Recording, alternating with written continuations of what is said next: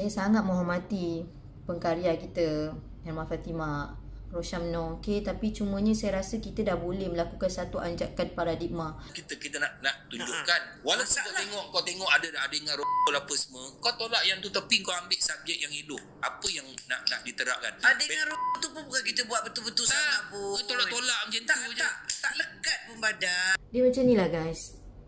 Personally saya memang tak ada masalah dengan isu ataupun masalah sosial yang ingin dibawakan oleh pengarah Herma Fatimah dalam setiap drama dia. Tak kisahlah drama keluarga itu, perempuan itu, bida'ah dan so on. Sebab saya tahu isu-isu itu adalah perkara yang kita dah tak boleh nak anggap ianya tabu, yang kita kena ketengahkan supaya kita nak menyelamatkan masyarakat kita atau ahli keluarga kita sendiri daripada menghadapi sakit yang begini. Sakit yang begini.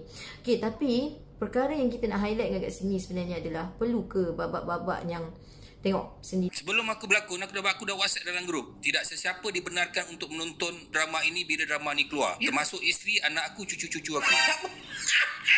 Si Rosyamno sendiri, pelakon sebagai Iman, dia sendiri pun melarang keluarga dia untuk menonton apa yang dia lakonkan. Sebab apa? Sebab dia ada rasa Tapi kita sebagai manusia ada sifat malu juga. Malu. dia ada rasa malu. Dia ada rasa segan dengan family dia.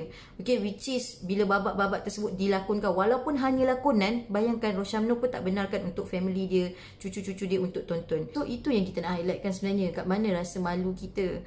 Sekurang-kurangnya kita sebagai pengarah ataupun kita sebagai pelakon, kita kena ada rasa tanggungjawab untuk menjaga maruah pelakon kita. Bila dia melakukan watak-watak macam tu, dia sendiri pun tak nak keluarga dia tengok. So macam mana awak expect kita yang tak kenal ni untuk tonton scene-scene tersebut dengan anak-anak kita, dengan keluarga kita? Tak kisahlah, kita dengan adik-beradik kita pun kadang-kadang kita segan lah dengan scene-scene yang begitu. Saya tak tahulah, sebab saya rasa benda ni kita ni sekarang ni tengah berjuang untuk menyelamatkan masyarakat kita yang sakit. Tiba-tiba kita hidangkan pula dengan scene-scene yang begitu. Takkah kita menambahkan lagi masyarakat kita semakin sakit, semakin parah? Dan saya sendiri pun sampai ni saya tak tengok je tu. pelakon sendiri pun tak tengok. Sebab apa? Dia pun rasa segan, dia pun rasa malu untuk tengok watak-watak dia macam tu. So sebenarnya saya nak tunjuk, ada banyak je cara-cara untuk kita nak menggambarkan scene-scene yang sensitif begitu. Saya tunjuk contohlah Maharaja, filem Tamil. Saya ni memang suka tengok cerita Tamil. So saya memang dia macam ni lah, dia macam ni. Kalau kita nak tonton, ada orang kata ni tonton ni kena tahulah benda ni klasifikasi dia untuk siapa. Kadang-kadang kita tonton dengan anak-anak kita. So bila kita nak bagi, tadi kata untuk kita nak bagi kesedaran kepada masyarakat, kesedaran kepada anak-anak kita, keluarga kita. Bayangkan yang menonton dengan kita tu adalah anak-anak kecil kita, dan dia tengok keiman yang begitu,